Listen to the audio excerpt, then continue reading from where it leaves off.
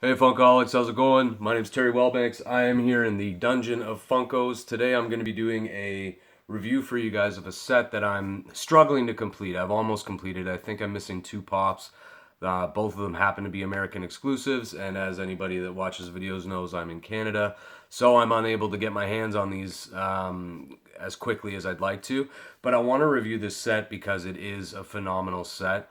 It has a ton of different characters. The detail in all the characters is very well done.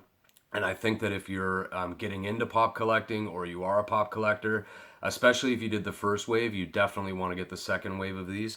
I think the second ones are much better designed, and it's like that with Funko lately. I've noticed that a lot of their pops coming out, they're getting a heck of a lot more detailed in every way, from the hair, the weapons, their stances. They're always different. They're not just that regular strongman pose, which is great. So the set, as I said, is Guardians of the Galaxy Vol.2. I'm going to jump right into it because there is a lot of pops, and I want to be able to show you guys all of the boxing in each figure. I'm not going to take them out of the box because I don't want to take them out of their pop protections and things like that, and I don't want the video to last half an hour, and then I wanted to get into the ability to make fake chases. So I'll start this off with Drax and what's in the set. In the set, there's Star-Lord, Gamora, Drax, Rocket, Groot, Nebula, Mantis, Ego, and Taserface. And then there is a ton of variants. And if you collected the first wave, I think there has to be 6, 7, 8 different types of rockets. There's probably 30 different types of Groots in a pot or not in a pot, or angry or not angry. It's a little bit frustrating. I mean, if you're trying to collect a set, but at the end of the day, it still gives you something to keep going to collect, right? So this is Drax. He's very well detailed. He's got the gun. The artwork on the boxes is getting impeccable and better and better. So he's a really good character. Next up, we have Nebula. Nebula is Gamora's sister. For anybody that hasn't watched the Guardians movie, she's a very fun character, and I think in the second part, I know the movie's coming out soon. I think she's going to have a pretty big part in it, which is cool. So there she is. She is a really, really good looking character. Again, you're going to notice that every single character has a different stance and has a little bit different detail on them, which is cool. Next up is Peter Quill, or AKA Star-Lord's father. As we found out, Ego. We actually found out what he looked like from the pop before the movie came out, which I thought was pretty interesting. But this is Ego here. Again, artwork's great. The character himself, like on the actual detail, looks really cool, and he's one of the plainer ones for sure. And then we're going to get into Gamora. Gamora is, for anybody that doesn't know, Gamora is Nebula's sister. She's a step or adopted daughter to Thanos, and she also is Peter Quill's love interest. Well, he loves her. I don't know that she loves him, but there she is there. Great detail on the hair. They really nailed the dyed hair. And there she is. Next up, we have what I think is going to be the hardest common to find. I noticed in every set there's always one common that seems to always be worth a little bit more, or is a little bit harder to find, and I think that this is going to be the one. This is Mantis. She's a new character to the movie. She's a new character to the Guardians in this movie. Her ability, I guess, is to read people's minds. I haven't seen the movie, so I don't know, but her detail is really, really well done too. And I have a feeling that she's going to be, a few years down the road, the one of the commons that ends up being worth a little bit more than the others. Next up, I believe it's a villain. As far as I know, again, we won't know until we see the movie, but this is Taserface. Taserface, he kind of looks like a bruised version of Freddy Krueger a little bit in this. But I really like him. I like the way the character looks. The detail on it's great. It's a very heavy pop. It's probably the heaviest out of all of them, except for one of the ones that I don't have, and there's a reason why that would be the heaviest. Next up, we have a couple that have variants. There's only two so far that I'm aware of for this guy. We've got Rocket Raccoon, probably my favorite character from the movies. This variant has him on a stand of fire jumping with the two guns, as you can see there. And again, amazing pop. I think they really nailed Rocket. I really like the first series, the first wave of Rocket. I thought he was the best of the bunch in terms of how they looked, but that one was cool. Then we have this GameStop one, which is basically the exact same figure, just not on a stand. He's the GameStop exclusive Rocket. Again, same pop. I believe it's almost identical. Yep. Two guns, as you can see. Just one of them has a fire and one of them doesn't. Great pops. I'm sure that they're going to release 100 different variants of that. Let's hope that they don't. Now, the next ones that I want to talk about, I am going to be missing one of this 3.5 inch, and that's a Walmart exclusive Groot, I believe. I think he's in his Ravengers costume, and mistake me or correct me if I'm wrong, but I think he's in his Ravengers costume, and he is not holding this leaf. So there's two different Groots. There's plain baby Groot. Look at that little guy, so cute. This is plain Groot.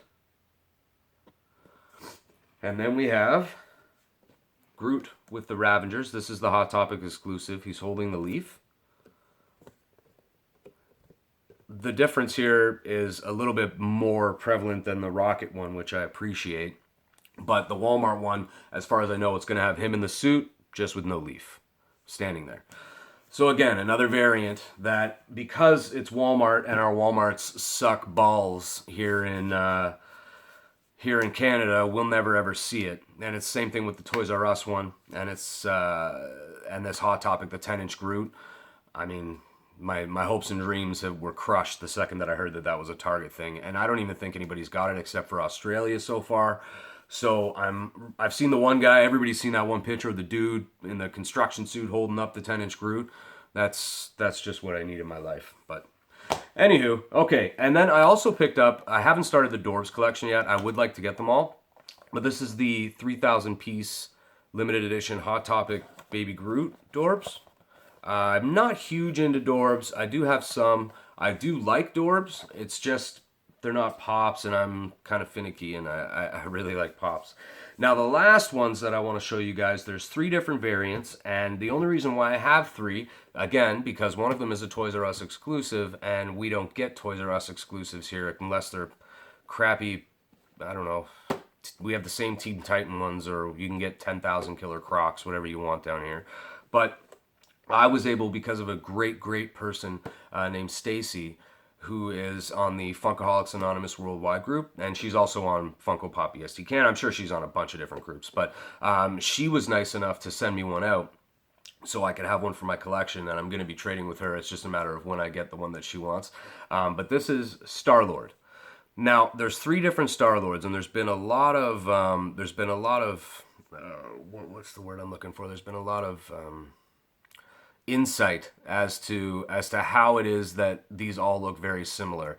And I'm going to explain to you how they're not exactly similar, obviously. You can see that this Star-Lord, his hand here, this is the Toys R Us exclusive Star-Lord. He does have his mask on, as you can see. And Stacy, I can't thank you enough for this guy. You've made me one step closer to completing this damn set that's going to take me forever. Then we have the regular variant. Now, this regular variant, you're going to notice he doesn't have his mask. He has 2 guns. And you'll see he has belt line, his hairline, things like that. So this is the regular Peter Quill or Star-Lord. And then we have the chase version of Star-Lord. Now, this chase version, he has 2 guns. You're going to notice his belt, and he's got his helmet on.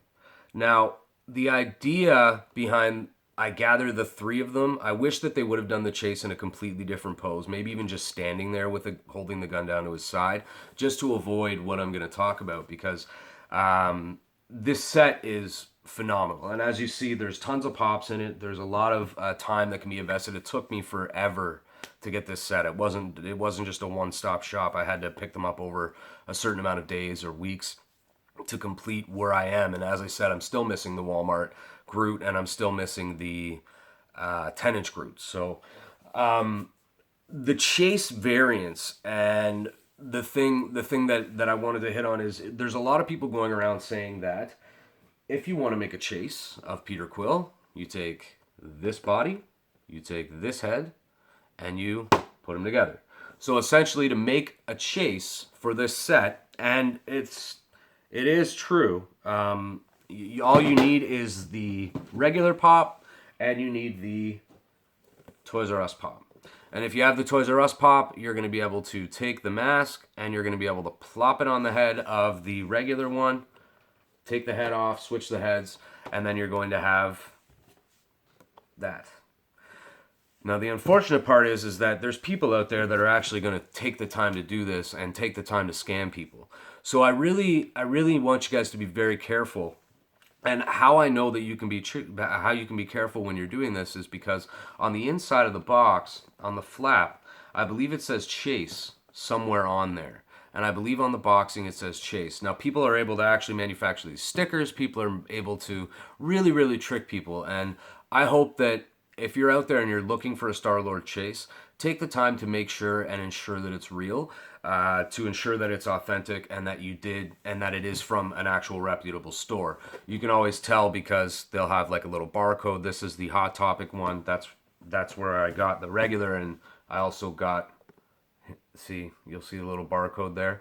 So if you're going to make a trade for one, just check the box, make sure that it comes from Hot Topic. Also, when you get it, make sure you take it out of the box and feel the head. If somebody switched the heads on the pops, not that I've ever done it, but I know I have a Hulk one that I dropped, and his head literally looks like it's like coming way off of his body. So I'm assuming that if people are going to be taking off the heads and replacing them, you're going to end up being able to notice that the head is a little bit too bobbly, and you're going to notice that the figure itself, like the head may be a little off, like lopsided, and you don't want to run into that where, actually, hold on, I'm going to show you.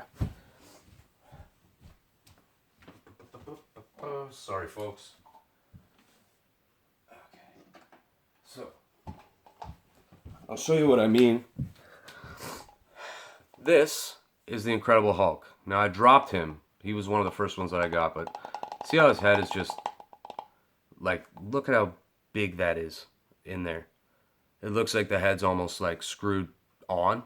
I didn't do that, but I dropped it, and once I dropped it, his head just started freaking bouncing all over the place. So, now this is Wave 1 Peter Quill. Now I can tell you that if somebody switches a Wave 1 head with a Wave 2 body, you're going to notice right away. The hair is completely different. The masking's a little bit different. You'll notice immediately if this isn't the same pop. But you see how this one's a little bit tighter? It's not as loose. In there, you see how the neck is not pushed in. That's how you can tell. So make sure that if you are getting a Star-Lord chase and you're trying to collect the set, that you're just being mindful. And this goes for any chases. Just be mindful of what you're buying. And I understand that there is going to be a little bit of a premium on a chase. You would expect to pay, like I would have for any chase, I would have no problem paying $30, maybe $40 if I really wanted it. I get that. But you don't want to pay $40 for something that essentially was handmade at home, that isn't a K's Customs, and somebody didn't put the time and effort into it when they're doing it maliciously just to try to steal your money. So I can't thank you guys enough for watching. I'm going to have a couple more videos this week. I'm going to be unboxing a couple of things. I've got a couple of packages coming in the mail, and I can't wait to show you guys what is coming. And I wanted to talk about future lines. There's some awesome lines coming up, and I really hope that you guys will continue to watch. I hope you'll like, subscribe, again, comment please. I love talking to everybody and finding out what you have in your collections. Please join the groups that are out there on Facebook, the Funko BST Canada, Funko Canadian Alliance, the Windsor Funko Pop, Pop Society USA, the Funko Pop Community UK, Funkaholics Anonymous Worldwide.